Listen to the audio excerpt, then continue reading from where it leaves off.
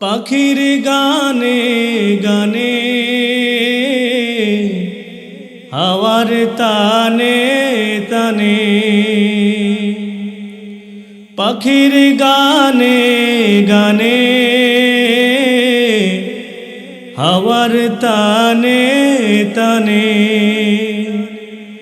ওই নামেরই সুর শোনা যায়, ওই নামেরই সুর শোনা যায়, হয় আপন হারা। লা ইলাহা ইল্লাল্লাহ, লা ইলাহা, লা ইলাহা, লা ইলাহা, লা ইলাহা, লা ইলাহা। এসো না আল্লাহর নামে গান গাই, এসো না মন প্রাণ জুড়াই, এসো না মন প্রাণ জুড়াই। আল্লাহু আকবার বলো, আল্লাহু আকবার, আল্লাহু আকবার বলো, আল্লাহু আকবার, আল্লাহু আকবার বলো, আল্লাহু আকবার, আল্লাহু আকবার বলো। ও মধুর নামটি নিলে হৃদয় হাসে, ও মধুর নামে সুর নেমে আসে, ও নামের তুলনা মেলে না মিলে না, ও নামের তুলনা হবে না হবে না, তুলনা নাই নাই নাই, তুলনা নাই নাই নাই। এসো না আল্লাহর নামে গান গাই, এসো না মন প্রাণ জুড়াই, এসো না মন প্রাণ জুড়াই। আল্লাহ রাব্বুল ইজ্জত ওয়াল জালাল পবিত্র কোরআনের সূরাতুল আসর নাযিল করেছেন এইভাবে, ওয়াল আসরি ইন্নাল ইনসানা লাফি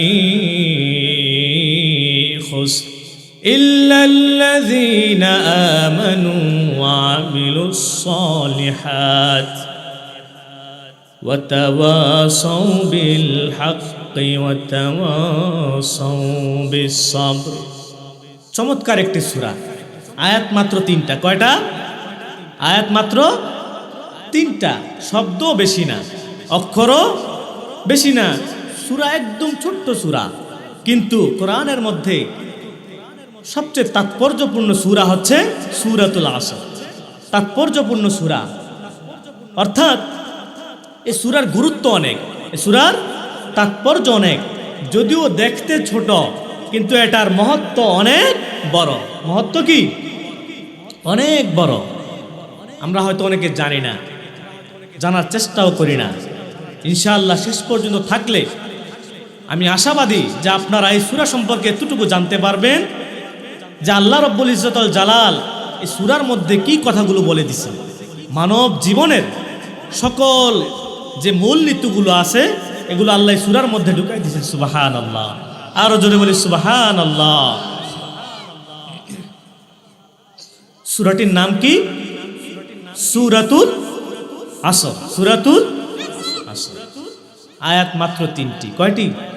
3টি। সূরাটি নাজিল হয়েছে মক্কায়। কোথায়? মক্কায়। কোরআন আল্লাহর নাজিলকৃত আসমানি গ্রন্থগুলোর মধ্যে সর্বশ্রেষ্ঠ। সর্বশ্রেষ্ঠ। কোরআনের মধ্যে সূরা আছে 114টি। কয়টি? একটু কথা বলবেন। এটা একটা ক্লাসের মতো। কিসের মতো? ক্লাসের মতো। যদিও আমি আপনাদের থেকে অনেক ছোট, কিন্তু যেহেতু এই চেয়ারে বসেছি কোরআন থেকে কথা বলবো। আমার বাবার কথা না, আমার দাদার কথাও। কথাগুলো কার? আল্লাহর। কোরআনের কথা। কোরআন মানেই তো আল্লাহর কথা। কার কথা? আল্লাহর কথা। এতে কোনো মতভেদ নাই তো, কোনো মতপার্থক্য নাই তো। কোরআন কার বাণী? আল্লাহর বাণী। আল্লাহর বাণী এখানে প্রচার করব, আল্লাহর কোরআন থেকে কথা বলবো। এই কারণে সাময়িক সময়ের জন্য আপনারা আমার ছাত্র, আপনারা আমার কি ছাত্র। তো সূরাতুল আসরের আয়াত সংখ্যা 3টি। এটা নাজিল হয়েছে মক্কায়। কোরআনের 114টা সূরা। কয়টা? 114 সূরা 2 ভাগে বিভক্ত, অর্থাৎ নাজিল হয়েছে 2 ভাগে। কয় ভাগে? কিছু সূরা মক্কায়, কিছু সূরা কোথায়?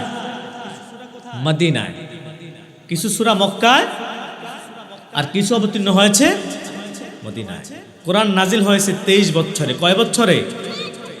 23 বছরে কোরআন নাজিল হয়েছে। আরেক আয়াতে আছে আল্লাহর ঘোষণা, কোরআন নাজিল হয়েছে লাইলাতুল কদরে, সূরাতুল কদর। সূরাতুল কদর, আমরা রমজানের শেষ দশকে যে কদর তালাশ করি, যে কদরের রজনী তালাশ করি, ওই রাত্রের যে কোনো এক রাত্রে, কদর যেই রাত্রে হয় ওই রাত্রে আল্লাহ কি করছেন? কোরআন অবতীর্ণ করেছেন। এটা আমার কথা না, কার কথা? আল্লাহর কথা। আল্লাহ বলছেন, ইন্না আনজালনাহু ফি লাইলাতিল কদর ওয়া মা আদরাকা মা লাইলাতুল কদর লাইলাতুল কদরি খায়রুম মিন আলফি শাহর।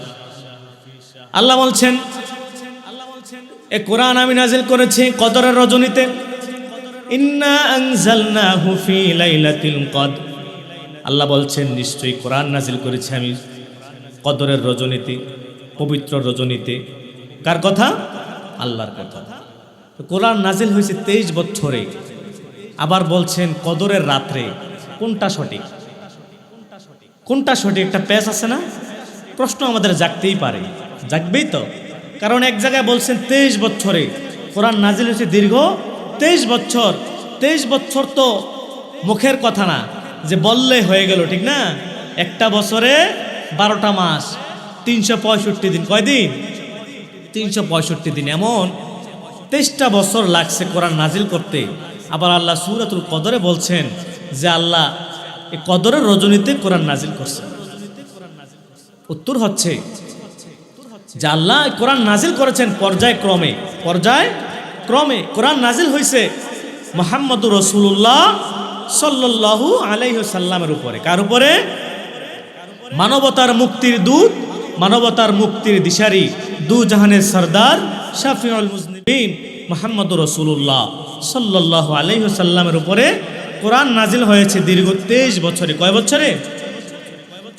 কারণ কোরআন মানুষের মুক্তির দিশারি। কোরআন মানুষের কি? মুক্তির দিশারি। কোরআন মানুষকে সঠিক পথ দেখায়, কোরআন মানুষকে মুক্তির পথ দেখায়। আর এই কোরআন নাজিল হয়েছে মানবতার মুক্তির দূত, দু জাহানের সরদারের উপরে।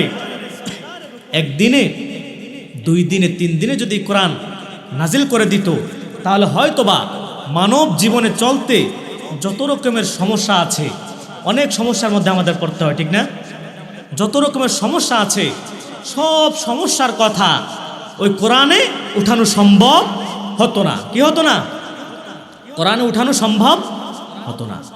এই কারণে আল্লাহ আস্তে আস্তে যখন রাসূলুল্লাহ সাল্লাল্লাহু আলাইহি সাল্লাম কোথাও গিয়ে একটু সমস্যায় পড়ে গেলেন, কিসে সমস্যায় পড়ে গেলেন, তখনই আল্লাহ ওই সমস্যার সমাধান দিয়ে কোরআনের একটা সূরা নাজিল করছেন। সুবহানাল্লাহ। আরো জোরে বলি সুবহানাল্লাহ। যখনই মুহাম্মদ সাল্লাল্লাহু আলাইহি সাল্লাম যে কোনো সমস্যায় পড়ে গেছেন, ওটার সমাধানে আল্লাহ রব্বুল ইজ্জতুল জালাল কোরআনের একটা আয়াত নাজিল করেছেন। সুবহানাল্লাহ। তো এইভাবে সমস্যা যখন, যেখানে সমস্যা সেখানেই সমাধান। কি? যেখানে সমস্যা সেখানেই সমাধান। তা আল্লাহ এভাবে সমাধান করতে করতে দীর্ঘ 23 বছর পর্যন্ত আল্লাহ রাসূলের জিন্দেগিতে আল্লাহ কোরআনটারে আয়াত বাই আয়াত, সূরা বাই সূরা এভাবে নাজিল করছেন। সুবহানাল্লাহ। আরো জোরে বলি সুবহানাল্লাহ। যখন 23 বছরে এভাবে পুরা কোরআন যখন নাজিল শেষ, তারপরে আল্লাহ পুরাটাকে একত্রিতভাবে কি করছেন? কদরের রজনীতে অবতীর্ণ করেছেন। সুবহানাল্লাহ। উদাহরণস্বরূপ বলি, আমাদের দেশে হাফেজ কোরআন আছে না, মাদ্রাসাতে পড়ে যারা হাফেজ হয়, দেখবেন একদিন এক পৃষ্ঠা, আধা পৃষ্ঠা, 2 পৃষ্ঠা এইভাবে করে করে সবক দেয়।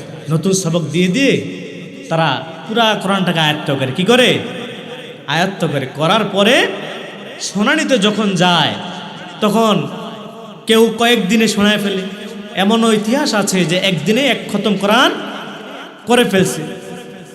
তার মানে বুঝছেন যে আস্তে আস্তে সে কোরআনটাকে আয়ত্ত করলো, তারপর একত্রিতভাবে সে কি করলো? শোনায় ফেললো। এটা হচ্ছে কোরআনের কি একটা মুজিজা। পৃথিবীতে এমন কোনো ধর্মগ্রন্থ নাই যে শুরু থেকে শেষ পর্যন্ত কেউ নির্ভুলভাবে তেলাওয়াত করতে পারে। যেটা নির্ভুলভাবে তেলাওয়াত করতে পারে, যেটা পুরা শুরু থেকে শেষ পর্যন্ত মুখস্থ রাখা যায়, সেটা একমাত্র আল কোরআন। সুবহানাল্লাহ। আরো জোরে বলি সুবহানাল্লাহ। আমার কথাগুলো বুঝতেছেন? কথাগুলো ভেঙে ভেঙে বলছি, তাফসীরের ক্লাস। তা আল্লাহ সূরাতুল আসর নাজিল করছেন। সূরাতুল আসর কোরআনের কত নাম্বার সূরা? 103 নাম্বার সূরা। কয় নাম্বার? 103 নাম্বার। কোরআনে সূরা আছে মোট 100 কয়টি? 14টি। সূরাতুল আসর নাজিল হয়েছে কোথায়? মক্কায়। কোরআনের 114 সূরা কয় ভাগে বিভক্ত? 2 ভাগে। একটা হচ্ছে মক্কায়, আরেকটা হচ্ছে কোথায়? মদিনা। এগুলো মনে থাকবে তো ইনশাআল্লাহ? আমাদের মাহফিলগুলো হয়ে গেছে সুরের মঞ্চ, গান বাজনার মঞ্চ, ঠিক না? আসে বক্তা সুর দেওয়া ওয়াজ করে, টানে টানে ওয়াজ করে, শোনার পরে চলে যায়। কিন্তু আসলেই এই মাহফিলগুলো আমাদের কোরআনের মাহফিল। এখান থেকে আমাদের নিজেদের জীবনে চলার পথের পাথে নিতে হবে। নিজেদের জীবন চলার পাথেও এখান থেকে নিতে হবে। কারণ আমরা এখানে যারা আসি, অনেকেই সাধারণ মানুষ যারা কোরআন হাদিস পড়ি না, মাদ্রাসাতে যাই নাই, ঠিক না? এখানে আসলে আমরা 2-1টা কথা জানতে পারি, 2-1টা হাদিস শিখতে পারি, ঠিক না? তো ইনশাআল্লাহ আমরা যারা এখানে এসেছি, আমরা চেষ্টা করব আজকের এই মাহফিল থেকে কিছু শিখে যাওয়ার জন্য। ইনশাআল্লাহ রাজি আছেন তো? তাহলে আমরা কিছু শিখছি না, এটা মনে রাখবেন। তা আল্লাহ রাব্বুল ইজ্জত ওয়াল জালাল সূরাতুল আসর নাজিল করছেন ছোট্ট আকারে, কিন্তু এটার তাৎপর্য গুরুত্ব অনেক দিয়ে দিছে। ইমাম শাফি রাহিমাহুল্লাহ বলেন, আল্লাহ যদি পুরা কোরআন শরীফ 30 পারা কোরআন যদি আল্লাহ অবতীর্ণ না করতেন, না করে যদি সূরাতুল আসরটাই শুধু কি করতেন? নাজিল করতেন। কথা বুঝছেন? ইমাম শাফি বলেন, আল্লাহ যদি পুরা কোরআন অবতীর্ণ না করে শুধু সূরাতুল আসর নাজিল করতেন, আর দুনিয়ার মানুষগুলো যদি সূরাতুল আসরটা বুঝে বুঝে সে পড়তো, তাহলে তার জীবন চলার পথে আর কিছুই প্রয়োজন ছিল না। সুবহানাল্লাহ। আল্লাহ সূরাতুল আসরটা শুরু করেছেন এভাবে, ওয়াল আসরি ইন্নাল ইনসানা লাফি খুসর। আল্লাহ সূরাতুল আসরের শুরুতে একটা কসম খেয়েছেন। ওয়াল আসর যখন বলেছেন, প্রথমে একটা ওয়াও আছে। কি আছে? এই ওয়াওটার নাম হচ্ছে ওয়াও কসমিয়া। আল্লাহ রাব্বুল ইজ্জত ওয়াল জালাল সূরাতুল আসরটা শুরু করেছেন কসম দিয়ে।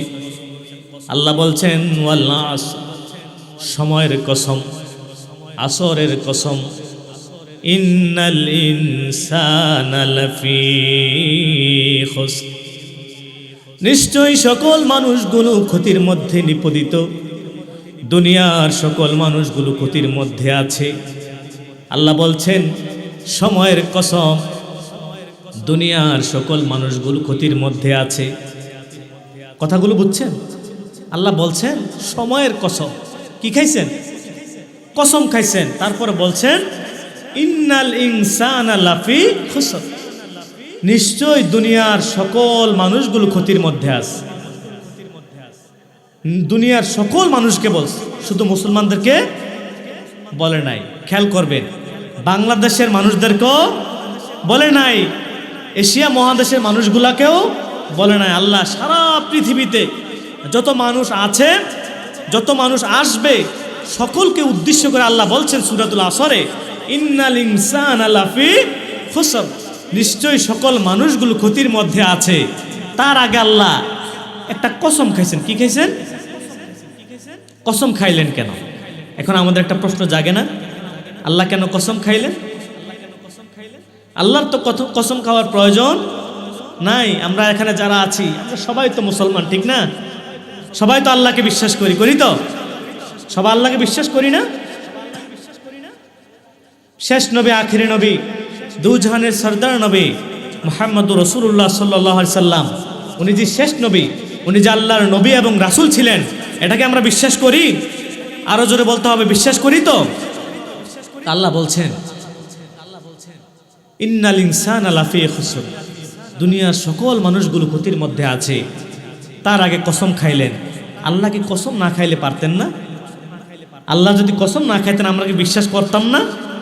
অবশ্যই করতাম, ঠিক না? কিন্তু আল্লাহ কসম খায়া, কসমের দ্বারা আল্লাহর যে পরের যে কথাটা মানুষগুলো ক্ষতির মধ্যে আছে এটার গুরুত্ব বাড়ায় দিচ্ছেন। কি করছেন? গুরুত্ব বাড়ায় দিচ্ছেন। এখন মানুষ মানুষের সাথে কসম খায়, মানুষ মানুষের সাথে কি করে? কসম খায়। কি বলে? আল্লাহর কসম আমি এই কাজটা করি নাই, আল্লাহর কসম আমি এটা করি নাই, বলে না? কসম খায় কেন? প্রথম বলে আল্লাহর কসম, মানে প্রথম একবার কসম খায় যে আমি এটা করি নাই, কিন্তু অপর ব্যক্তি বিশ্বাস করে না। দ্বিতীয়বার কসম খায়, বলে আমি এটা করি নাই, সে বিশ্বাস করে না। তৃতীয়বার যখন সে বলে কি আল্লাহর কসম আমি এই কাজটা করি নাই, তখন ওই দ্বিতীয় ব্যক্তি সে বিশ্বাস করে, সে বিশ্বাস করার পর্যায়ে চলে যায় যে হ্যাঁ অবশ্যই এখন সে সত্য কথা বলেছে। কারণ প্রথম দুইবার সে কসম খায় নাই, যখন কসম খাইল তখন তার কথার গুরুত্বটা বেড়ে গেল, তখন অপর ব্যক্তি বিশ্বাস করলো কি না সে এটা করে নাই। কথাগুলো বুঝছেন? তো আল্লাহ তো কসম খাওয়ার দরকার নাই, কারণ যিনি সারা বিশ্ব জগতের রব, সারা বিশ্ব জগতের কি রব? আমাদের রবকে আল্লাহ, আমাদের রবকে আল্লাহ। আল্লাহ সূরাতুল ফাতিহা এটা এভাবে শুরু করেন, আলহামদুলিল্লাহি রাব্বিল আলামিন। সমস্ত প্রশংসা কার জন্য? আল্লাহর জন্য। সমস্ত প্রশংসা আল্লাহর জন্য। আল্লাহকে ওই সূরাতুল ফাতিহার ব্যাখ্যায় আল্লাহ তার পরিচয়টা এভাবে দিছেন, সুন্দরভাবে দিছেন। যাই হোক, আলোচনা করছি সূরাতুল আসর নিয়ে। তো আল্লাহ কসম খাইলেন কেন? কসম খাওয়ার দ্বারা আল্লাহর কথাটাকে অতীব গুরুত্বপূর্ণ। তুমি যে দুনিয়ার মধ্যে আছো, তুমি ক্ষতির মধ্যে আছো, তার আগে কসম খাইলেন সময়ের। এখন আল্লাহ দুনিয়াতে এত কিছু থাকতে সময়ের কসম কেন খাইলেন? এটাও তো একটা প্রশ্ন আছে না? দুনিয়াতে তো অনেক কিছুই আছে, তবে আল্লাহ কোরআনে বিভিন্ন সময় বিভিন্ন জিনিসের কসম খাইছেন। আল্লাহ রাতের কসম খাইছেন, দিনের কসম খাইছেন, সকালের কসম খাইছেন। বিভিন্ন সময় বিভিন্ন কসমের মাধ্যমে আল্লাহ বান্দাদেরকে কি করছেন? বিভিন্নভাবে বিভিন্ন জিনিস বুঝাইছেন। তো আল্লাহ সূরাতুল আসর এখানে সময়ের কথা কেন বললেন? সময়ের কসম কেন খাইলেন? আবার বললেন মানুষগুলো ক্ষতির মধ্যে আছে। মুফাসসিরিনে কেরামরা এটার ব্যাখ্যায় লিখেছেন যে আল্লাহ সময়ের কসম এই কারণে খেয়েছেন যে মানুষের জীবনে জন্মের পরে মৃত্যু পর্যন্ত তার সবচেয়ে মূল্যবান সম্পদ যেটা, সেটা হচ্ছে তার সময়। সেটা কি? কথাগুলো বুঝেন? মানুষের জীবনে জন্মের পর থেকে মৃত্যু পর্যন্ত তার সবচেয়ে মূল্যবান সম্পদের নাম হচ্ছে সময়। সেই সময় আমরা হেলায় খেলায় কাটিয়ে দিই। হেলায় খেলায় যেন আমরা সময় না কাটাই, এই কারণে আল্লাহ আমাদের একটা ঝাঁকি দেওয়ার জন্য, একটা মানুষ যেন বুঝে আসে, তারা যেন ভুল পথ থেকে ফিরে আসে, এই কারণে আল্লাহ আসরের কসম খাইছেন। মুফাসসিরিনে কেরামরা আরেক ব্যাখ্যায় বলেছেন যে আসর দ্বারা আল্লাহ আসরের সময়কে বুঝাইছেন। কোন সময়? আসরের সময়কে আল্লাহ বুঝিয়েছেন। মুফাসসিরিনে কেরামরা বলেন আল্লাহ সূরাতুল আসর শুরু করেছেন কসম দ্বারা। ওয়াও কসমিয়া দ্বারা শুরু করেছেন, আসরের কসম খেয়েছেন। মুফাসসিরিনে কেরামরা বলেন আল্লাহ আসর দ্বারা আসরের সময়কে বুঝিয়েছেন। কারণ হচ্ছে আসরের সময়টা সূর্য ডুবার পূর্ব মুহূর্ত, সূর্য ডুবার আগ মুহূর্ত আসরের সময়। আল্লাহ এই কথাই বুঝাইছেন, বান্দা দুনিয়াতে তোমাকে পাঠিয়েছি, দুনিয়ার হায়াত শেষে আস্তে আস্তে তুমি পশ্চিম আকাশে সূর্যটা যেভাবে ডুবে যায় তোমার জীবনটাও ওইভাবে ডুবে যাবে। তোমার জীবনটাও কি হবে? পশ্চিম আকাশে সূর্যটা যেভাবে ডুবে যায় সেভাবে তোমার জীবনের হায়াতের সূর্যটা ওইভাবে ডুবে যাবে। আল্লাহ এই কথাটা এখানে বুঝাচ্ছেন। মুফাসসিরিনে কেরামরা বলেন আসর দ্বারা আল্লাহ আসরের সময়কে বুঝাইছে বান্দাদেরকে বোঝানোর জন্য যে বান্দা তোমরা তো ক্ষতির মধ্যে আছো। কিসের মধ্যে? আল্লাহ তারপরে বলছেন ইল্লাল্লাযীনা আমানু ওয়া আমিলুস সালিহাতি ওয়া তাওয়াসাউ বিল হাক্কি ওয়া তাওয়াসাউ বিস সাবর। আল্লাহ বলছেন আসরের কসম, সময়ের কসম, কালের কসম, যুগের কসম, দুনিয়ার সকল মানুষগুলো ক্ষতির মধ্যে আছে, কিন্তু তারা নয় যাদের মধ্যে চারটা গুণ আছে। কয়টা গুণ? চারটা গুণ আছে। যাদের মধ্যে চারটা গুণ আছে তারা ক্ষতির মধ্যে। চারটা গুণ কি? এক নাম্বার হচ্ছে ইল্লাল্লাযীনা আমানু, যারা ঈমান আনছে। কার উপরে? কথা বলেন, কার উপরে আমরা ঈমান আনবো? কার উপরে? আল্লাহর উপরে। ওয়া আমিলুস সালিহাত, যারা সৎ কাজ করেছে, ভালো কাজ করেছে। ওয়া তাওয়াসাউ বিল হক, যে নিজে হক পথে চলেছে, মানুষদেরকে হকের পথে ডেকেছে। ওয়া তাওয়াসাউ বিস সাবর, নিজে ধৈর্য ধারণ করেছে, অপরকে ধৈর্য ধরার উপদেশ দিয়েছে। সুবহানাল্লাহ। এবার কিছুটা বুঝে আসছে, ঠিক না? আল্লাহ বলছেন আসরের কসম, মানুষগুলো ক্ষতির মধ্যে আছে, কিন্তু তারা নয় যাদের মধ্যে এই চারটা গুণ আছে। এক নম্বরে কি? ঈমান। এক নম্বরে কি? ঈমান। দুই নম্বরে আমলে সালেহা, ভালো কাজ। তিন নম্বরে কি? কথা বলেন, তিন নম্বরে কি? হকের পথে নিজে চলছে এবং কি অপরদেরকে দাওয়াত দিছে, হকের পথে দাওয়াত দিছে, হক কথা বলছে। চার নম্বরে হচ্ছে নিজে ধৈর্য ধরেছে, অপরকেও ধৈর্যের উপদেশ দিয়েছে। যাদের মধ্যে চারটা গুণ আছে তারা ক্ষতির মধ্যে নাই। তারা কিসের মধ্যে নাই? ক্ষতির মধ্যে নাই। এখন আমাদের বুঝে আসছে ইমাম শাফি যে বলেছেন আল্লাহ যদি কোরআনের পুরা 30 পারা নাজিল না করে যদি আল্লাহ সূরাতুল আসর শুধু নাজিল করতেন, তাহলেই একজন মানুষের জন্যে, হেদায়েতের জন্যে, সফলতার জন্য এটাই যথেষ্ট হয়ে যেত। ঠিক না? ঠিক। এখন বুঝে আসছে না? অবশ্যই বুঝে আসবে, আর একটু থাকেন। তো সময়ের কসম খাইলেন, সময়টা অনেক গুরুত্বপূর্ণ। সময়টা কি? অনেক গুরুত্বপূর্ণ। ইমাম রাজি তিনি এই সূরা তাফসিরের ব্যাখ্যায় লিখেছেন যে এক লোক সূরাতুল আসরের তাফসির সে করতে গিয়ে তার বুঝে আসে না। কি হয় না? তার বুঝে আসে না আল্লাহ সময়ের কসম কেন খাইলেন। ইমাম রাজি বলেন ওই লোকটি সময়ের সূরা আসরের তাফসির বুঝে আসে না, বুঝতেছে না। না বুঝার মধ্যে সে বাজারে গেল। বাজারে যাওয়ার পরে বাজারের শুরুতে যখন সে ঢুকলো, বাজারে ঢোকার সাথে সাথে সে বাজারের মাঝখানে থেকে একটা আওয়াজ শুনতে পেল। মাঝখান থেকে একটা আওয়াজ আসতেছে। এক লোক দাঁড়িয়ে দাঁড়িয়ে বলতেছে, এমন ব্যক্তির উপরে রহম করো যার পুঁজি গলে যায়, এমন ব্যক্তির উপরে রহম করো যার পুঁজি গলে যায়।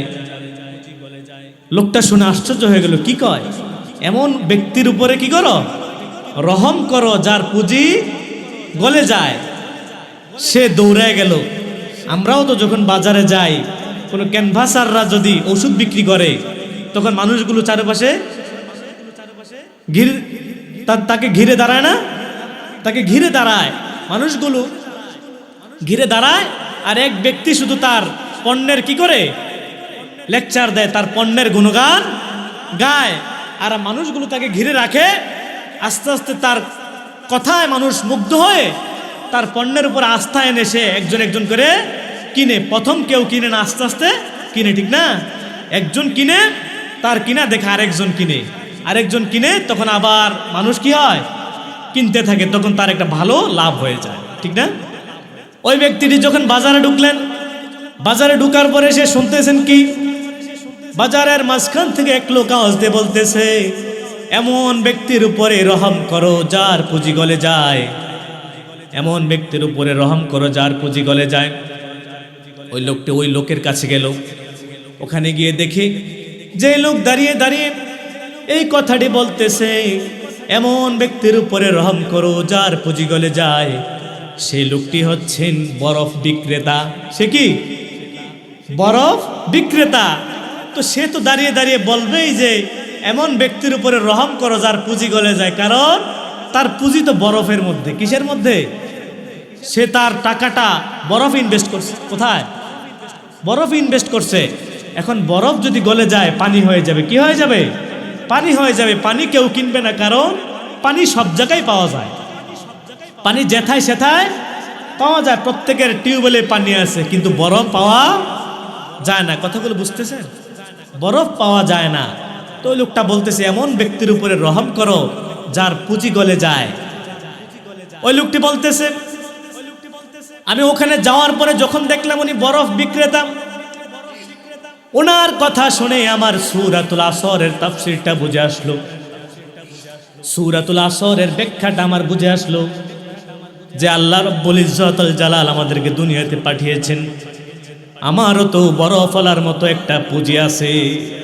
আমারও তো কি আছে? বরফওয়ালার মতো একটা পুঁজি আছে। আমাদের পুঁজির নাম হচ্ছে হায়াত।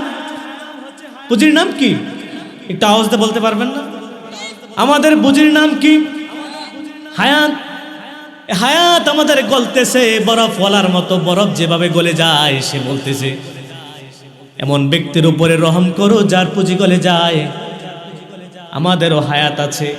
আল্লাহ সূরাতুল আসরের মধ্যে বান্দাকে এটাই মেসেজ দিয়েছেন, দুনিয়ার মানুষগুলোকে এটাই বুঝাইছেন, দুনিয়ার মানুষেরা তুমি ক্ষতির মধ্যে আছো।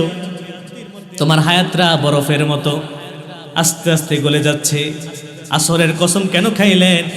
পূব আকাশে সূর্য ওঠে, আস্তে আস্তে মধ্য আকাশে আসে, আস্তে আস্তে পশ্চিম আকাশে যায়। আসর যখন হয়ে যায়, সূর্যটা লাল হয়ে যায়। আসরের পরে আস্তে আস্তে সূর্যটা ডুবে যায়। ডুবে রাত্র চলে আসে, ঘোর অন্ধকার চলে আসে। আল্লাহ এমনভাবে বোঝাচ্ছেন যে বান্দা, তোমার জীবনের একটা পুঁজি আছে। তোমার পুঁজিটার নাম হচ্ছে হায়াত। সংক্ষিপ্ত জীবন, 60 বছর 70 বছরের জীবন, তোমার ছোট্ট জীবন, তোমার এটা পুঁজি। তোমার পুঁজিটাও আস্তে আস্তে গলে যাচ্ছে। ঠিক না? ঠিক। আমাদের পুঁজি গলে যায় না? গলে যায়। আমরা যে এক সময় এখানে যারা আছি বয়স্ক, এক সময় কি ছিলাম? ছোট্ট শিশু ছিলাম না? এক সময় কিচ্ছুই ছিলাম না। কি ছিলাম না? কিচ্ছুই ছিলাম না। বিশ্বাস হয়?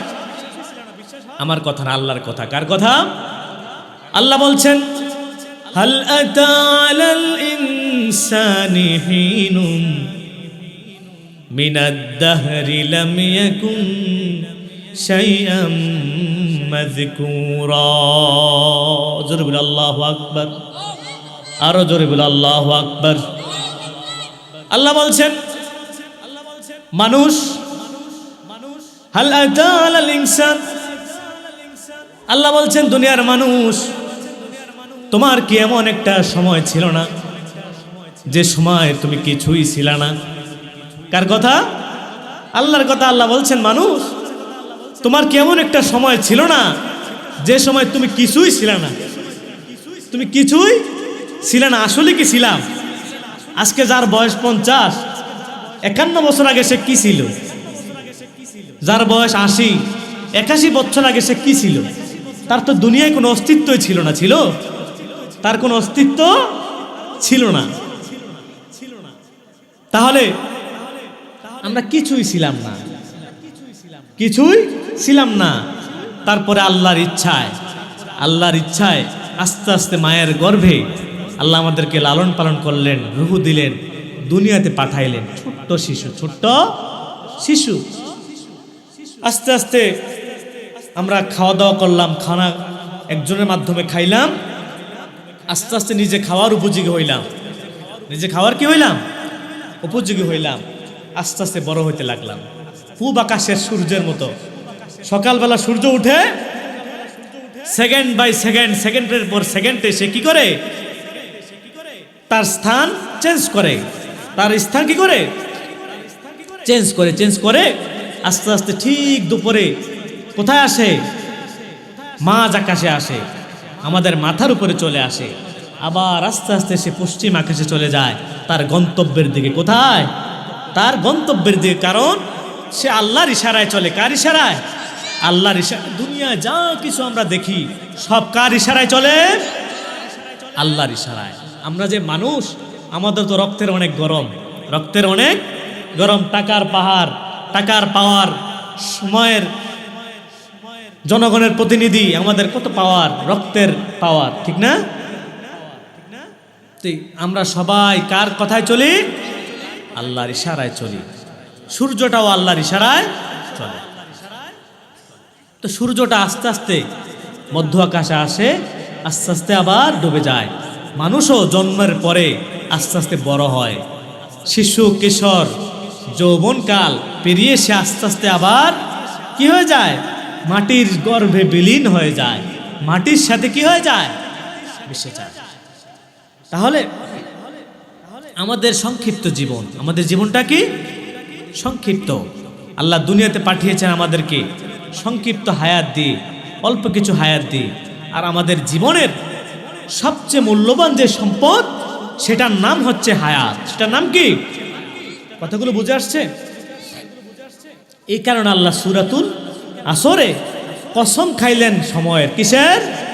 সময়ের। বলছেন, বান্দা তুমি যতই বাহাদুরি করো, যতই পাওয়ার দেখাও, টাকার পাওয়ার, ক্ষমতার পাওয়ার, যা কিছুই করো, তোমার সময় তো একটা নির্ধারিত আছে। এই সময় শেষ হলে তুমি বরফের মতো গলে যাবে। কি হইবা? গলে যাবা, মাটির গর্ভে বিলীন হয়ে যাবা। আমাদের অস্তিত্ব এক সময় যেমন ছিল না, আবার এই দুনিয়াতে আমাদের অস্তিত্ব থাকবে না। আসলেই কি থাকবে না? থাকবে না। কারণ আমার দাদার বাবা যে ছিল সে এখন নাই, দাদা যে ছিল সেও নাই, বাবা আছে, বাবাও থাকবে না, আমি আছি, আমিও থাকবো না। মাটির সাথে মিশে যাব, ঠিক না? আমি কয়জনকে মনে রাখছি? আমার দাদা যে ছিল তার চেহারা হয়তো মনে আছে, দাদার বাবাকে তো দেখি না, তাকে তো চিনি না। তাহলে তার নাম তো আমার মুখ দিয়েও আসে না। আসে মুনাজাতে হয়তো দাদার নাম আসে, বাবার নাম আসে, দাদার বাবার নাম তো আর আসে না। তাহলে সেও হয়তো এক সময় খুব পাওয়ারফুল ছিল, তারও অনেক ধন সম্পদ হয়তো বা ছিল, কিন্তু সে এখন মাটির গর্ভে বিলীন হয়ে গেছে। তার অস্তিত্ব দুনিয়ার জমিনে নাই। তার গড়ে যাওয়া বাড়িতে তার রেখে যাওয়া সম্পদগুলো ভোগ করতেছে তার সন্তানরা, তার নাতিপুতিরা, ঠিক না? প্রজন্মের পর প্রজন্ম ভোগ করতেই থাকবে। আমরা গত হয়ে যাব, আমাদের সম্পদগুলো আমাদের উত্তরসূরিরা কি করবে? ভোগ করবে। তাহলে আল্লাহ সূরাতুল আসরের যে কসম খাইলেন সময়ের, এটার দ্বারা কি মেসেজ দিলেন? আল্লাহ বুঝাচ্ছেন, বান্দা তোমার হায়াত খুবই অল্প, হায়াত খুবই অল্প। একটা নির্ধারিত সময়ের মধ্যে তুমি আছো, নির্ধারিত গণ্ডির মধ্যে আছো। ওই গণ্ডি শেষ হয়ে গেলে, তোমার হায়াত শেষ হয়ে গেলে তুমি আবার বিলীন হয়ে যাবা। ভাইরা আমার, বন্ধুরা আমার, আল্লাহ সূরাতুল আসরের মধ্যে কসম খাইলেন সময়ের। কসম খেয়ে বললেন, ইন্নাল ইনসানা লাফি খুসর। দুনিয়ার মানুষগুলো ক্ষতির মধ্যে আছে, তারা ব্যতীত যারা ঈমান এনেছে, আমলে সালেহা করেছে, ইল্লাল্লাযীনা আমানু ওয়া আমিলুস সালিহাত ওয়া তাওয়াসাউ বিল হাক্কি ওয়া তাওয়াসাউ বিস সাবর। দুনিয়ার সকল মানুষ ক্ষতির মধ্যে আছে, একমাত্র তারা ব্যতীত যারা ঈমান এনেছে, যারা সৎ কর্ম করেছে, নিজে হক কথা বলেছে, মানুষকে হকের উপদেশ দিয়েছে, হকের দাওয়াত দিয়েছে, নিজে ধৈর্য ধরেছে এবং অন্যদেরকেও ধৈর্যের উপদেশ দিয়েছে। সুবহানাল্লাহ। তাহলে এখন একটা কি পাইলাম? আশার বাণী পাইলাম না?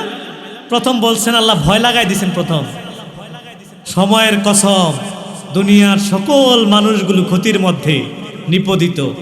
একটা ভয়ের কথা না? আসলে ভয়ের কথা নেই, যে আল্লাহর কথা তো মিথ্যা না, কোরআন তো সত্য। কোরআন কি সত্য, আর আল্লাহর কথা তো মিথ্যা হতে পারে না। আল্লাহ বলছেন সময়ের কসম, দুনিয়ার সকল মানুষ ক্ষতির মধ্যে আছে, তাহলে তো আমাদের কারো রক্ষা নাই, আমরাও তো ক্ষতির মধ্যে আছি, ঠিক না? কিন্তু আল্লাহ তারপরে যে আয়াতটা বললেন তারা ব্যতীত, তখন আমাদের একটু কি হইল মনের মধ্যে? আমরা একটু সাহস পাইলাম। কি পাইলাম?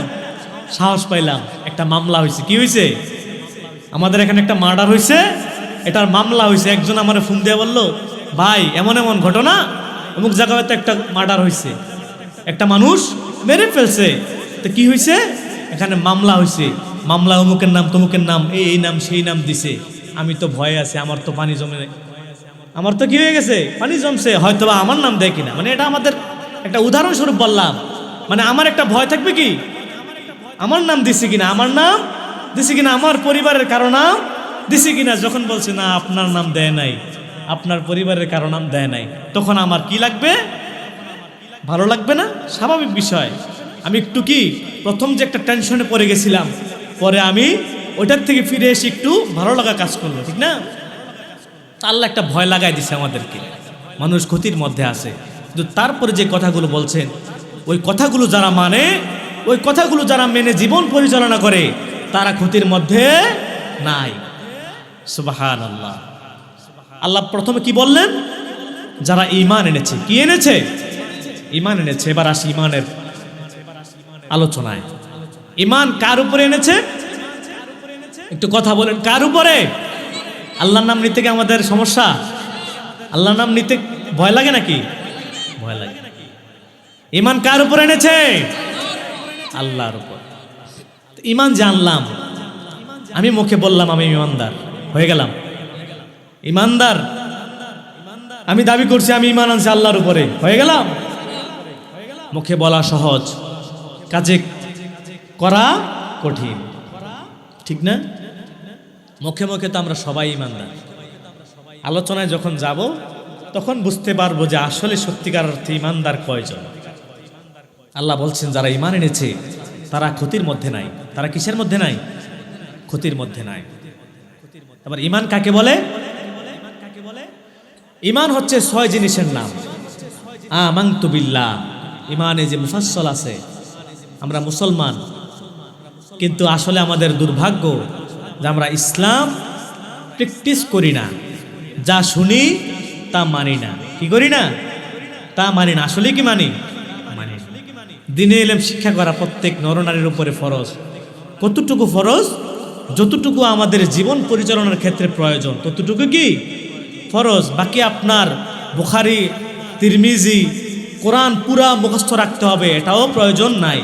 আমার যতটুকু আমি শিখতে পারলে, জানতে পারলে, ইসলামটাকে সঠিকভাবে মানতে পারবো, মেনে চলতে পারবো, ততটুকু আমার কি শিখা ফরজ। শিখা কি ফরজ। তাহলে ঈমান কাকে বলে? ঈমান হচ্ছে 6 জিনিসের নাম। কয় জিনিস? আমানতু বিল্লাহি ওয়া মালাইকাতিহি ওয়া কুতুবিহি ওয়া রুসুলিহি ওয়াল কদরি খাইরিহি ওয়া শাররিহি মিনাল্লাহি তাআলা ওয়াল বাসি বাদাল মাউত। ঈমান হচ্ছে, প্রথমে ঈমান আনতে হবে কার উপরে? আল্লাহর উপরে। আল্লাহর পরিমাণ আনতে হবে, লা শারীকা আল্লাহ, লা ইলাহা ইল্লাল্লাহ, মুহাম্মাদুর রাসূলুল্লাহ, লা ইলাহা ইল্লাল্লাহ, আল্লাহ ছাড়া কোনো মাবুদ নাই, মুহাম্মাদুর রাসূলুল্লাহ সাল্লাল্লাহু আলাইহি সাল্লাম আল্লাহর পাঠানো নবী ও রাসূল। মুহাম্মাদের জীবন কর্ম, জীবন অনুসরণ করে চলার নাম হচ্ছে ঈমান। ঈমান কোনটা? আল্লাহর উপরে ঈমান আনা, আল্লাহর একত্ববাদ স্বীকার করা। মুখে মুখে বললাম ঈমান আনছি, ঈমান আসে নাই। মুখে যেমন বললাম যে লা শারীকা আল্লাহ, আল্লাহ ছাড়া কোনো মাবুদ নাই, আল্লাহ ছাড়া কোনো ইলাহ নাই, অন্তরেও এটা স্থাপন করতে হবে এবং আমার স্বীকারোক্তিও দিতে হবে, জালিমের সামনে হোক এবং যত পাওয়ারফুল ব্যক্তি হোক তার সামনেও আমার কি স্বীকার করতে হবে? লা শারীকা আল্লাহ, ঠিক না? আর মুহাম্মদ রাসূলুল্লাহ সাল্লাল্লাহু আলাইহি সাল্লাম হচ্ছেন আল্লাহর প্রেরিত নবী এবং রাসূল এবং শেষ নবী ও রাসূল। শেষ নবীও মুহাম্মদ সাল্লাল্লাহু আলাইহি সাল্লাম শেষ নবী, এতে আমাদের কোনো মতবাদ আছে? ওনার পরে আর কোনো নবী আসবে না, আসেও নাই, কিয়ামত পর্যন্ত আসবে না। এতে তো আমাদের কারো মত পার্থক্য না, আছে নাকি? এখানে যারা আছে আমাদের বিশ্বাস আছে না? মুহাম্মদ রাসূলুল্লাহ সাল্লাল্লাহু আলাইহি সাল্লাম শেষ নবী, আখিরি নবী, দু জাহানের সরদার নবী, তারপরে আর কোনো নবী আসবে না। এটাই হচ্ছে আমাদের ঈমান। এটা কি ঈমান? স্বীকারোক্তি দেওয়া, মুখে স্বীকারোক্তি দেওয়া, অন্তরে বিশ্বাস স্থাপন করা, অন্তরেও এটা কি করা? মেনে নেওয়া। মুখেও মেনে নেওয়া, অন্তরেও মেনে নেওয়া।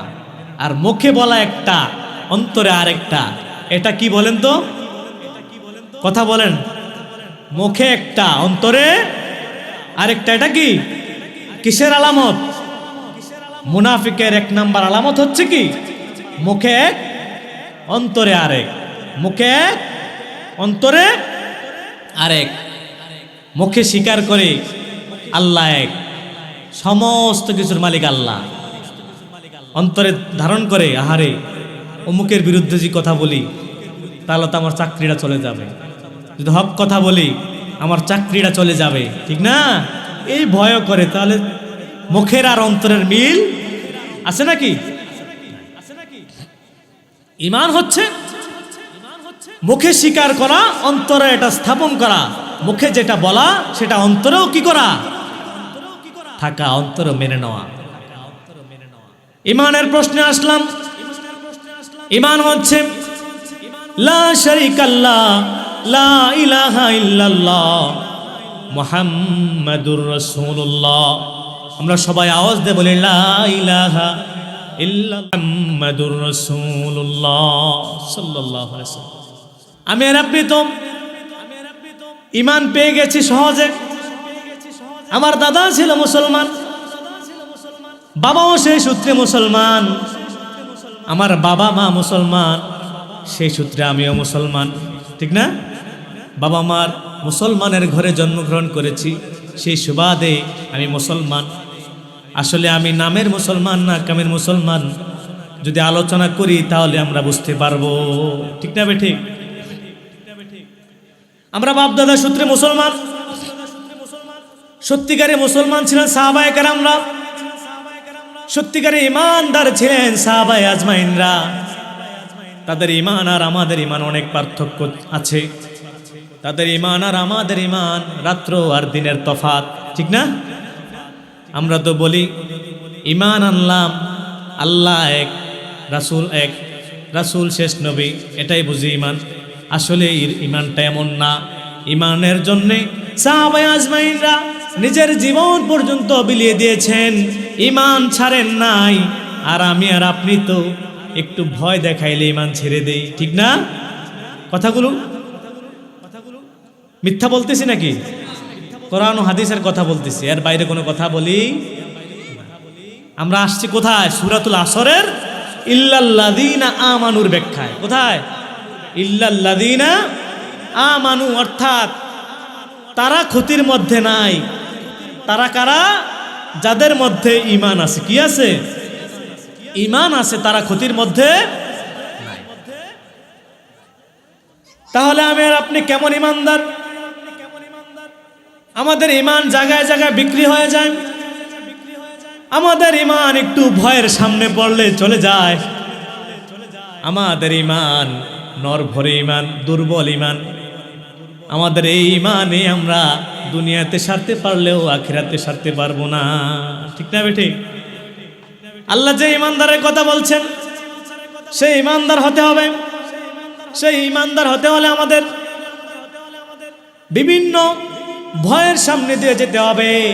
কণ্টকাকীর্ণ পথ মারিয়ে আমাদের সফলতার পথ খুঁজতে হবে। ঠিক না বেঠিক? বেলালের ঈমান যেমন ছিল, আমার আর আপনার ঈমান কি তেমন নাকি? বেলাল ঈমান গ্রহণ করার কারণে যতটুকু পর্যন্ত নির্যাতনের শিকার হয়েছে, এই দুনিয়ার জমিনে বর্তমানে এমন একজন পাওয়া যাবে না এত নির্যাতন সহ্য করে নাকি? বেলাল ছিলেন আফসি গোলাম, কালো বেলাল ছিল, কিন্তু আল্লাহর কাছে অনেক প্রিয় হয়ে গেছে বেলাল ঈমানের কারণে। কিসের কারণে? ঈমানের কারণে আল্লাহর কাছে অধিক প্রিয় হয়ে গেছে। আল্লাহ সাদা চামড়াও দেখে না, কালো চামড়াও দেখে না। আল্লাহ দেখে বান্দার ভিতর, বান্দার ঈমান। ঠিক না বেঠিক? আল্লাহ যদি সাদা চামড়া পছন্দ করতেন, তাহলে বেলালের মতো একজন কালো মানুষকে আল্লাহ মসজিদে নববীর মুয়াজ্জিন বানাইতেন না। ঠিক না বেঠিক? বেলাল আল্লাহর কাছে প্রিয় হয়েছেন কিসের মাধ্যমে? ঈমানের মাধ্যমে। বেলালের ঈমান কেমন ছিল? যে জামানায়, যে সময়ে মানুষ প্রকাশ্যে ঈমান গ্রহণের কথা বলতে পারতো না, কালেমার স্বীকার করতে পারতো না, সে সময়ে বেলাল ঈমান গ্রহণ করেছে। বেলাল গোলাম ছিল উমাইয়া বিন খালফের। উমাইয়া যখন জানতে পারল বেলাল কালিমা গ্রহণ করেছে, উমাইয়া অত্যাচার শুরু করলো। বেলাল, কালিমা ছেড়ে দাও, মুহাম্মাদের দরজা ছেড়ে দাও, মুহাম্মদকে ছেড়ে দাও। বেলাল বলল, না, ছাড়বো না। অত্যাচার শুরু হয়ে গেল। কি হয়ে গেল? অত্যাচার শুরু হয়ে গেল। বেলালের উপরে এতটা নির্যাতন জুলুম করা আরম্ভ করলো উমাইয়া, এবং তার চেলাফেলারা অনেক অত্যাচার করতেছে। বেলালের হাতে পায়ে রশি বেঁধে উত্তপ্ত মরুভূমির মধ্যে বেলালকে টেনে হিঁচড়ে নিয়ে যাচ্ছে। ওটের পায়ের সাথে বেলালের হাত পা বেঁধে ওটের পায়ের সাথে লাগিয়ে দিস। ওট মরুভূমির মধ্যে দৌড়াচ্ছে। দৌড়াইতে দৌড়াইতে ওট ক্লান্ত হয়ে গেছে, কিন্তু বেলাল কালেমা ছাড়ে না। ওট ক্লান্ত হয়ে যাওয়ার পরে উটের পা থেকে রশি খুলে যুবকদের হাতে দিয়ে দিছে। যুবকরা টানা হেঁচড়া করে বেলালকে। বেলাল কালেমা ছাড়ে না। লোকগুলো চতুর্মুখী হয় বেলালকে মাঝখানে রেখে মরুভূমির মধ্যে চিৎ করে শোয়ায়ে বেলালকে প্রহার করতেছে, লাঠি দিয়ে আঘাত করতেছে, আর বলতেছে, বেলাল কালেমা ছেড়ে দাও, ঈমান ছেড়ে দাও। বেলাল, যদি ঈমান ছেড়ে দাও তোমাকেও ছেড়ে দেওয়া হবে। বেলাল সে সময়ও বলতেছে, আহাদ আহাদ আহাদ। কি বলে? আকাশের দিকে আঙ্গুল তুলে।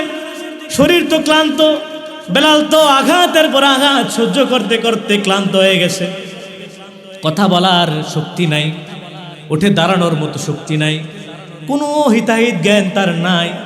যখন বলা হলো কালিমা ছেড়ে দাও, বেলাল আকাশের দিকে আঙ্গুল তুলে বললে, আহাদ আহাদ আহাদ। কিছু বলতে পারে না, শুধু বলছেন কি আহাদ মানে এক। আহাদ মানে কি? এক মানে অর্থাৎ আল্লাহ এক, আল্লাহর কোনো শরীক নাই। ওই ছিল বেলালের ঈমান। আমার আর আপনার ঈমান কোন পর্যায়ে আছে এবার একটু চিন্তা করি। বেলালের ঈমান আর আমার আপনার ঈমান কে এক? একটু কথা বলেন, এক নাকি? ঈমান তো ছিল হযরত খাব্বাবের। হযরত খাব্বাব রাদিয়াল্লাহু তাআলা আনহুকে ঈমান গ্রহণ করার কারণে এতটা নির্যাতন করেছে, হাত পা গুলো বেঁধে একের পর এক তীর মারতেছে। তীর মারে আর বলে, খাব্বাব কালেমা ছেড়ে দাও, মুহাম্মদ মুহাম্মাদের দরজা ছেড়ে দাও, তোমাকে ছেড়ে দেওয়া হবে। খাব্বাব কোনোভাবেই রাজি হয় না। এক পর্যায়ে বলতেছে, খাব্বাব তোমাকে ছেড়ে দেওয়া হবে, তুমি যদি এই কথাতে রাজি হও যে তোমাকে যেভাবে রেখেছি, যে জায়গায় রেখেছি, তোমার জায়গায় মুহাম্মদকে এনে হাত পা বেঁধে মুহাম্মদকে এভাবে অত্যাচার করব, এভাবে তীর নিক্ষেপ করব, তুমি যদি রাজি হও তাহলে তোমাকে ছেড়ে দেব। খাব্বাব রেগে গেলেন। খাব্বাব রেগে গিয়ে বলেন, কাফের মুশরিকরা শোনো, আমার ঈমান যদিও চলে যায়, ঈমানের শেষ রক্তবিন্দু থাকা পর্যন্ত, আমার শরীরের শেষ রক্তবিন্দু থাকা পর্যন্ত আমার রাসূলকে, আমার রাসূলের সম্মানে বেয়াদবি করতে পারবা না। সুবহানাল্লাহ। আমার রাসূলের সামনে কি করতে পারবা না? বেয়াদবি করতে পারবা না। সেটাই হচ্ছে ঈমান। সেটা কি ঈমান? খাব্বাবের ঈমান, বেলালের ঈমান আর আমার আপনার ঈমান কোন পর্যায়ে একটু যোগ বিয়োগ দিলে বের হয়ে যাবে। যোগ বিয়োগ দিলে কি হবে? বের হয়ে যাবে। আসলে যাবে না।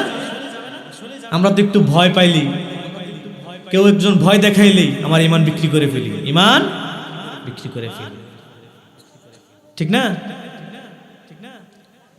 ঈমান হচ্ছে, আল্লাহ কোরআনে বলেন, কুল লা ইয়ালামু মান ফিস সামাওয়াতি ওয়াল আরদিল গায়বা ইল্লাল্লাহ। আসমান জমিনের মধ্যে যা কিছু আছে সব কিছু দেখেন আল্লাহ, সকল কিছুর খবর জানেন আল্লাহ। কে জানেন? আসমান জমিনের যত গায়েবী বিষয় আছে সব কিছু আল্লাহ জানেন। অর্থাৎ গায়েব যিনি জানেন তিনি হচ্ছেন আল্লাহ। গায়েব যিনি জানেন তিনি কে? কার কথা? আল্লাহর কথা, আমার কথা না, কোরআনের কথা। কুল্লা ইয়ালামু মান ফিস সামাওয়াত ওয়াল আরদিল গায়বা ইল্লাল্লাহ। আল্লাহ ছাড়া কেউ গায়েব জানে না। আল্লাহ ছাড়া কেউ গায়েব আসলেই ঠিক নেই না। এখানে বলতেছেন, পরে আবার আরেকটা মনে করবেন, আল্লাহ ছাড়া কেউ গায়েব জানে না। আল্লাহ যাকে জানায় সে জানে। আল্লাহ যাকে জানায় সে জানে। আল্লাহ নবীদেরকে জানাইতেন, দেখে নবীরা জানতো। নবীদেরকে জানাইতেন জিব্রাইলের মাধ্যমে। কার মাধ্যমে? জিব্রাইল আলাইহিস সালামের মাধ্যমে আল্লাহ এই গায়েবের সকল বিষয় নবীদেরকে জানাইতেন, তখন নবীরা জানতো। তাহলে আমাদের ঈমান কি? আমাদের ঈমান হচ্ছে আসমান জমিনের যত কিছু আছে সব কিছু সম্পর্কে যিনি খবর রাখেন, যিনি জানেন, তিনি হচ্ছেন আল্লাহ। তিনি কে? এটাই হচ্ছে আমাদের কি? ঈমান। আমাদের ঈমান। তারপর হচ্ছে ওয়া মালাইকাতিহি,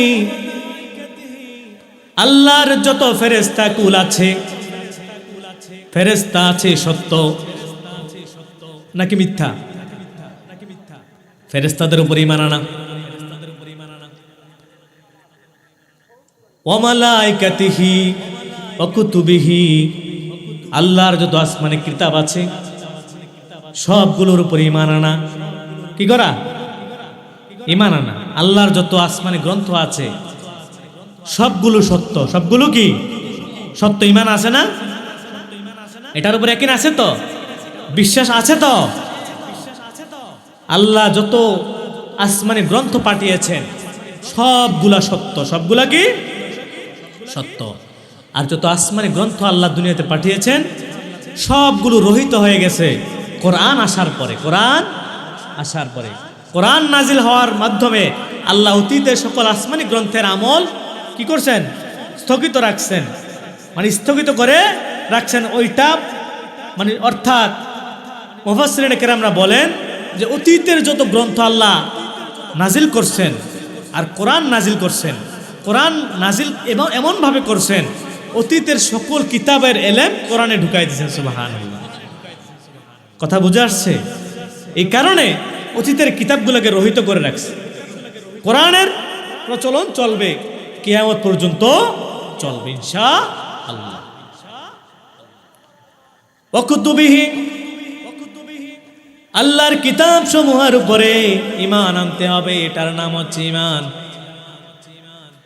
ওয়া রাসূলিহি, আল্লাহ দুনিয়াতে যত নবী এবং রাসূল পাঠিয়েছেন তাদের উপরে বিশ্বাস রাখতে হবে, তাদের উপরে ঈমান আনতে হবে। এটা হচ্ছে ঈমান। ওয়াল কদরি খায়রিহি, ভালো মন্দ তাকদীরের উপরে ঈমান আনতে হবে। ভালো এবং মন্দ, ভালো হইলে কই আল্লাহ দিছে, কি দিছে? আল্লাহ দিছে, আল্লাহর উপরে খুশি। আর খারাপ হইলে এমন পর্যায়ে হয়ে যায়, আমাদের ঈমান কোন পর্যায়ে চিন্তা করেন, খারাপ হইলে আল্লাহর এই পর্যন্ত গালি দেওয়া শুরু করে, ঠিক না? সবাই না, আমরা এখানে যারা আছি তারা না, কিছু মানুষ আছে,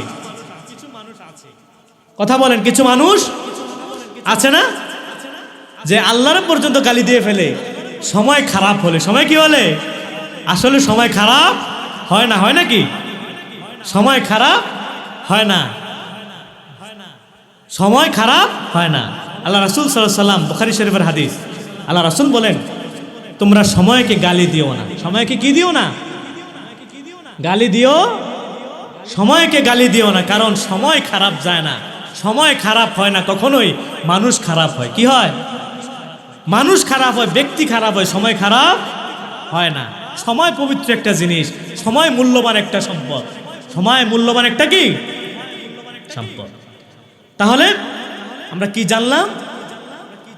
অকুতুবিহি ওয়া রুসুলিহি ওয়াল কদরি খায়রিহি ওয়া শাররিহি মিনাল্লাহি তাআলা। আমাদের ভালো মন্দ যা কিছু হয় সব কিছুর আল্লাহর ইশারায় হয়। কার ইশারায়? আল্লাহর ইশারা হয়। এটা হচ্ছে আমাদের ঈমান। ওয়াল বাসি বাদাল মাউত, আমাদের মৃত্যু হবে, এটা সত্য। মৃত্যুর পরে পুনরায় আমরা জীবিত হব। পুনরায় কি হব? জীবিত হব। আখিরাতের মাঠ কায়েম হবে, আখিরাতের মাঠ কায়েম হবে, আমাদেরকে আবার জীবিত করা হবে। এটা সত্য না মিথ্যা? একটু আওয়াজ দিয়ে বলেন, সত্য না মিথ্যা? সত্য। তাহলে ঈমান বুঝে আসলো। আল্লাহ সূরাতুল আসরে কি বলছেন? ওয়াল আসরি ইন্নাল ইনসানা লাফি খুসর, সময়ের কসম, নিশ্চয় দুনিয়ার সকল মানুষগুলো ক্ষতির মধ্যে আছে। এটা শোনার পরে আমরা আশ্চর্য হয়ে গেলাম, একটু লড়ে চড়ে বসলাম। তারপরে যখন আল্লাহ বললেন ইল্লাল্লাযীনা আমানু ওয়া আমিলুস সলিহাতি ওয়া তাওয়াসাউ বিল হাক্কি ওয়া তাওয়াসাউ বিস সাবর, আল্লাহ বললেন সকল মানুষ ক্ষতির মধ্যে আছে, একমাত্র তারা ব্যতীত যারা ঈমান এনেছে, ভালো কাজ করেছে, হকের পথে চলেছে, ধৈর্য ধরেছে, মানুষকে হকের পথে ডেকেছে, ধৈর্য ধরেছে এবং অপরকেও ধৈর্যের উপদেশ দিয়েছে, তারা ক্ষতির মধ্যে নাই। ঈমানের আলোচনা করতে গিয়ে একটু লম্বা হয়ে গেছে। কি হয়ে গেছে? লম্বা হয়ে গেছে। সংক্ষিপ্তভাবে শেষ করে দিচ্ছি। আমার পরবর্তী আলোচক ঢাকা থেকে এসেছেন, আমার বন্ধুবর আতাউল্লাহ বিন মুসলিম সাহেব, চমৎকার আলোচনা করেন। আমি সংক্ষিপ্তভাবে কয়েক মিনিটের মধ্যে শেষ করে দিচ্ছি ইনশাআল্লাহ। যারা ঈমান আনছে তারা ক্ষতির মধ্যে নাই। কিসের মধ্যে নাই? কথা বলেন, ক্ষতির মধ্যে নাই। যারা ভালো কাজ করে, ভালো কাজ কোনটা? আমাদের বিবেক দিয়ে আমরা চিন্তা করলে ভালো কাজ কোনটা, খারাপ কাজ কোনটা, এটা বুঝতে পারি না? ভালো কাজ খারাপ কাজ বোঝানোর কোনো কি নাই, প্রয়োজন নাই। যে পাগল সেও ভালোটা বুঝে, যে পাগল কি করে, সেও ভালোটা বুঝে। ওয়াতাওয়াসাউ বিল হক, নিজে হকের পথে চলে, মানুষকে হকের দাওয়াত দেয়। কি দেয়? হকের দাওয়াত দেয়, হক কথা বলে। হক কথা বলতে গিয়ে জালিমের রক্তচক্ষুকে ভয় পায়, কথা বলে না। জালিমের রক্তচক্ষুকে ভয় পায় না, হক কথা বলে এবং মানুষকে হক কথা বলার জন্য উপদেশ দেয়। নিজে হক পথে চলে, মানুষকে হকের পথে চলার জন্য কি করে? ডাকে, মানুষকে হকের পথে ডাকে। ওয়াতাওয়াসাউ বিস সাবর, নিজে ধৈর্য ধরে আরেকজনকেও ধৈর্য ধরার উপদেশ দেয়। এটার অনেক ব্যাখ্যা বিশ্লেষণ। এই কারণে ইমাম শাফি বলেছেন যে আল্লাহ সূরা আসর এমনভাবে নাজিল করছেন, কোরআন যদি নাজিল না করে শুধু সূরা আসর নাজিল করতেন তাহলেই মানুষের হেদায়েতের জন্য যথেষ্ট হয়ে যেত। সুবহানাল্লাহ। মানুষ ক্ষতি এবং সফলতা এবং বিফলতা বুঝার জন্য সূরা আসরই যথেষ্ট। ঠিক না? ঠিক। ঈমানের আলোচনা করছি অসংক্ষিপ্ত। তারপরে আছে কি ওয়ামিলুস সলিহাত, সৎ কাজ, হক পথ, ধৈর্য। আমাদের প্রথম দুইটা হচ্ছে নিজের জন্য, পরের দুইটা অপরের জন্য। প্রথম দুইটা ঈমান আমার আনতে হবে কার? আমার আল্লাহর উপরে। দ্বিতীয়ত ভালো কাজ আমার করতে হবে। 3 নম্বরে হকের উপদেশ দিতে হবে মানুষকে। কাকে? দাওয়াত দিতে হবে। এই যে এখানে আলোচনা হচ্ছে যে মাহফিলগুলো হয়, এটাও একটা দাওয়াত। এটা কি দাওয়াত না? কোরআনের দাওয়াত। আর এই দাওয়াত দিতে গেলে হক কথা বলতে হবে। কি বলতে হবে? হক কথা বলতে হবে। হক কথা বললে জালিমের রক্তচক্ষুর কি হতে হবে? টার্গেটে পড়তে হবে। টার্গেটে পড়লে জেল জুলুম হবে, ফাঁসি হবে। ওখানে গিয়ে অতাওয়া সব ইচ্ছাবর, ধৈর্য ধরতে হবে। কি করতে হবে? ধৈর্য ধরতে হবে। আরেকজন দিনী ভাইকে ধৈর্যের উপদেশ দিতে হবে। সংক্ষিপ্তভাবে শেষ করলাম। যতটুকু আলোচনা করেছি, আল্লাহ রব্বুল ইজ্জতুল জালাল আমাকে প্রথমে আমল করার তৌফিক দেন, সবাই বলে আমিন। তারপরে আপনাদেরকে আমল করার তৌফিক দেন, সবাই বলে আমিন। ওয়া আখির দাওয়ানা আনিল হামদুলিল্লাহি রাব্বিল আলামিন। আমি ছাত্র মানুষ, এখনো পড়াশোনা করে, আর আপনাদের এলাকার মানুষ দোয়া নেওয়ার জন্য উঠেছি এখানে। শুধু দোয়া নেওয়ার জন্য দোয়া করবেন, আল্লাহ যেন আল্লাহর দিনের জন্য আমাকে কবুল করে, সবাই বলে আমিন। আরো জোরে বলেন আমিন।